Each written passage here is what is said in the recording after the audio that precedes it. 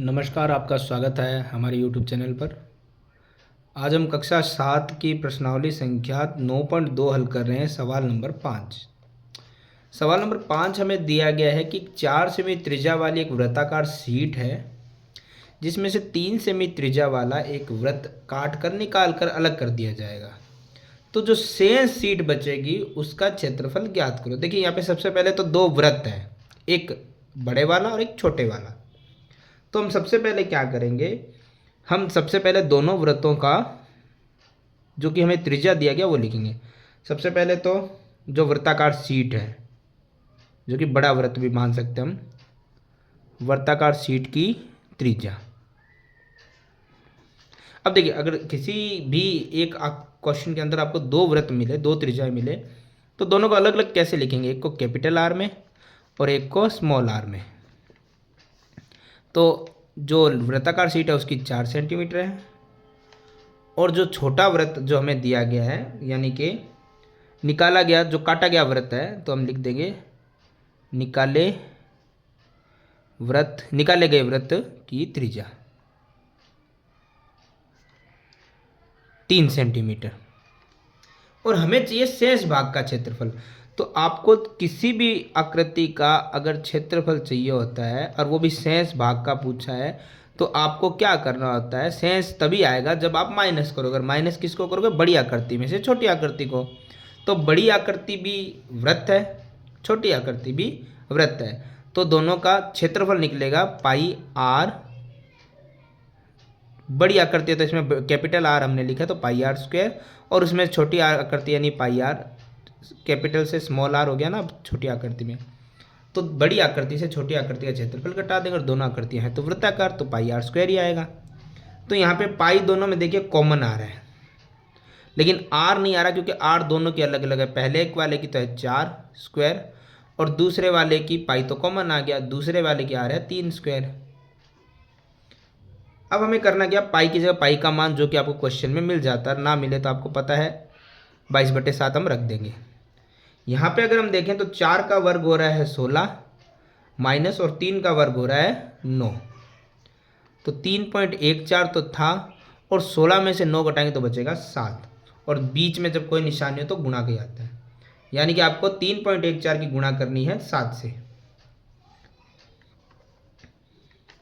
7 चौक 28, 7 एकम 7 और 2 9, 7 दिया 21, 21.98 semi square.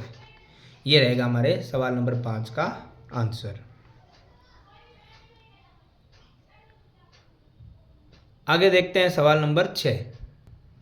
सवाल नंबर 6 में सबसे पहले हमें दिया गया कि साइमा ने 1.5 मीटर व्यास वाला एक वृत्ताकार टेबल लिया है, उसके कवर लगा रही है चारों ओर। तो सबसे पहले तो हमें क्लियर बाद में करेंगे, क्षेत्रफल निकालना है परिधि, लेकिन सबसे पहले तो व्यास दिया गया है, और आपको पता है जब भी व्यास दिया जाए तो हमें त्रिज्या निकालनी आवश्यक होती है। तो हम सबसे पहले ये लिखेंगे वृत्ताकार टेबल का व्यास, उसी पे तो किनारा लग रहा है ना, कवर लग रहा है ना। तो वृत्ताकार टेबल का व्यास जो कि हमारे पास है 1.5 मीटर, और हमें उसकी त्रिज्या निकालनी है। त्रिज्या का फॉर्मूला आता है व्यास बटे में 2। आप चाहे तो इसे यहाँ पे हल भी कर सकते हैं या फिर ऐसा भी लिख सकते हैं। अब आपको उसके चारों ओर कोई कवर लगा रहे हो तो चारों ओर किनारी लगानी है, और चारों ओर कोई भी आकृति के अंदर निकालेंगे तो वो परिधि ही निकलेगी। यानी हमें वृत्ताकार टेबल का क्या निकालना है, वृत्ताकार टेबल की परिधि जो कि होती है 2 पाई आर। 2 पाई का मान एक्चुअली में मिलेगा तो हम वही रखेंगे 3.14, और गुणा में आर जो हमारे लिए है 1.5/2। इसको आप सरल भी कर सकते हो और सीधा भी लिख सकते हो, जैसा भी आपको सूटेबल लगे। क्योंकि 2 से 2 यहाँ कट रहा है तो इसलिए मैंने पहले कट नहीं किया था, वरना आप यहाँ पे भी कट कर सकते हो। अब 3.14 की गुणा करनी है 1.5 से, तो ये चला जाएगा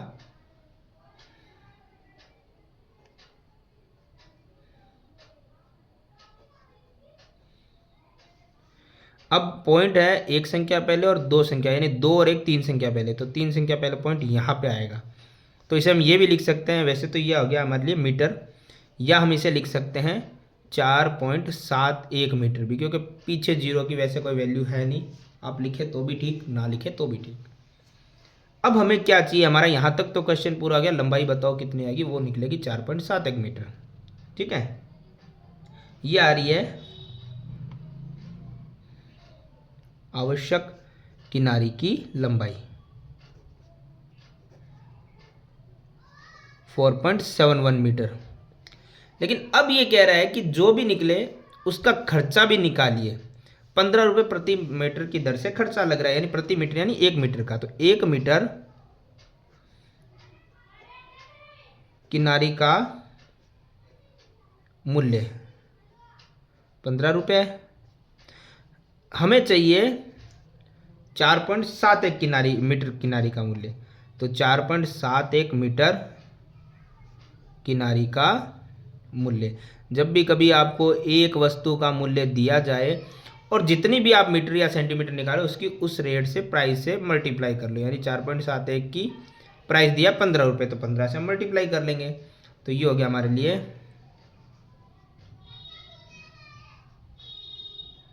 और 2 संख्या पहले पॉइंट, यानी कि 70.65 रुपये। चूंकि ये रुपये में निकला है तो ये हो गया रुपये। तो ये हमारा सवाल नंबर 6 भी होता है समाप्त।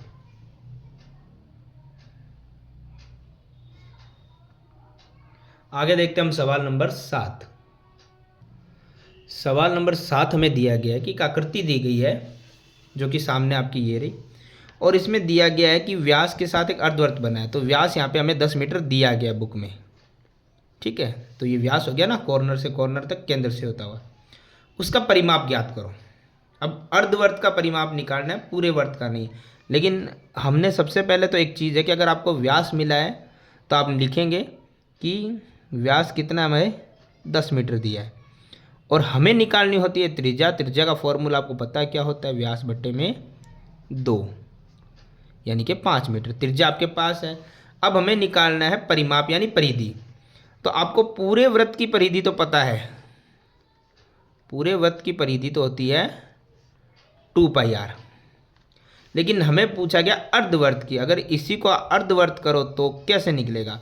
देखिए, पूरे वर्त की 2πr, आधे वर्त का मतलब होता है आधा करना, तो हम उसको आधा कर देंगे, यानी 1/2 गुणा 2πr। तो 2 से 2 कट गया, यानी आधे वर्त की परिधि होती है πr। याद रखिएगा, जो कि आप ऐसे निकाल भी सकते हैं। ठीक है, तो पाई का मान आपको यहाँ पर दिया गया है, तो उसी को हम लिखेंगे। गुणा में त्रिज्या आपने पहले ही निकाल ली थी 5 मीटर। तो देखिए, भाग तो हो नहीं रहा है, 22 की गुणा 5 से करेंगे तो 110 आएगा, बट्टे में कितना है 7। अब ये आ गया है इसका परिमाप अर्धवर्त का। लेकिन हमें बोला गया है कि व्यास के साथ अर्धवर्त निकालो, यानी व्यास भी इसमें निकालना पड़ेगा। तो आपके अर्धवर्त का परिमाप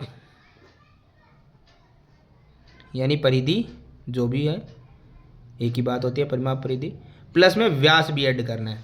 तो अर्धवर्त का परिमाप हमारे लिए हो गया है 110 बट्टे में 7, और व्यास हमारे लिए हो गया है 10 मीटर। इन दोनों को प्लस करना। अब प्रॉब्लम यही होती है कि बट्टे वाली संख्याओं के साथ नॉर्मल संख्या को कैसे प्लस करें, तो इसका आप पूरा हल कर लीजिए। यानी 7 का 110 में भाग कर लो तो ये चला जाएगा 7 एकम 7, बच गए 4, 7 5 35, 7 एकम 7, 7 5 35, 7 7 49, 7 एकम 7, प्लस में 10, इसको प्लस करेंगे तो ये हमारे लिए हो गया 25.71 मीटर। तो इस प्रकार से हमारा सवाल नंबर 7 होता है कंप्लीट। देखिए, सारे सवाल जो है फॉर्मूला बेस है, तो आपको अगर इनके सूत्र याद होंगे तो ये सवाल आपके लिए आसान हो जाएंगे, वरना ये आपके लिए मुश्किल ही बने रहेंगे। आगे देखते हैं हम सवाल नंबर 8।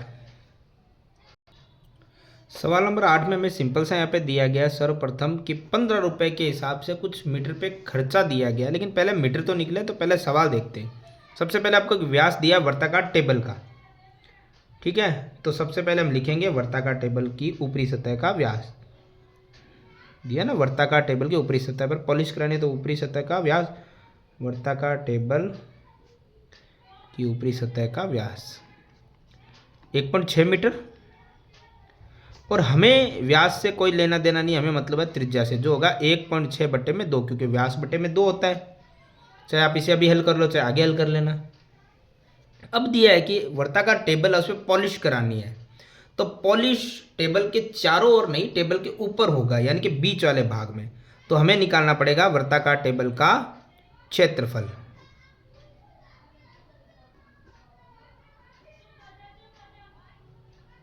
जो कि होता है पाई आर स्क्वायर। पाई का मान हमें दिया गया 3.14 और त्रिज्या जो हमारे लिए बन गई है 1.6/2 और इसे हमें लिखना है 2 बार। आप इसी को यहाँ पे हल भी कर सकते हैं क्योंकि ये हल हो पा रहा है। अगर आप इसे आगे हल करना चाहे आगे भी हल कर सकते हैं, इसमें ऐसी कोई प्रॉब्लम वाली बात है नहीं। देखिए, काटना चाहे तो आप काट सकते हैं, अदरवाइज सीधा गुणा और भाग कर सकते हैं आप लोग, ठीक है। तो इनकी गुणा जब हम करेंगे तो आएगा ऑलमोस्ट 8.0384, जो कि आप मल्टीप्लाई करके भी देख सकते हैं, ठीक है। और डिवाइड में है 2 दूना 4, तो इसका इजीली डिवाइड हो जाएगा आपके लिए 2.0096 और ये निकलेगा मीटर स्क्वायर में, क्योंकि क्षेत्रफल जो निकलता है वो निकलता है मीटर स्क्वायर में।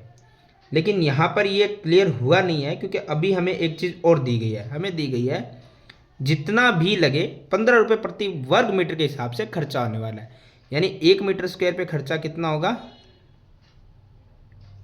पॉलिश कराने का खर्चा होगा 15 रुपये, ठीक है।